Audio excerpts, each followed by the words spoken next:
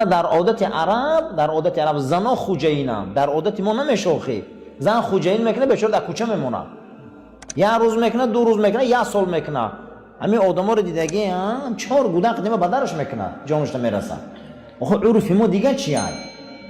برای همین مردم عرفش خدی گپ بزنی. پیغمبر ما بسیار نازنینه. در مجموعه یک بار حساب کرده بودن در 65 جای قرآن خداوند عرف همه بیاره. کلمه چی می آورده؟ عرفه. یک موی سفید 70 ساله بیا یک دختر 20 ساله را گیره، ایروی عرف درست میگیره؟ ایروی عرف نه که حلال، ایروی شریعت نکاح درسته، هیچ گپ نداره. مسافر 75 در رفته یک دختر 20 ساله را گیره، ایروی عرف. انا عرف شرعی را اگر نگاه کنی چی خیلی نکنه باشه حلاله، نه که هیچ گپ نداره، نکاحش درست میشوه، نه که ایروی عرف میگه کار کنی. عرف و عادت ده کبوتر با کبوتر با هر کس همنشین خشگیره خوبتر میشوه.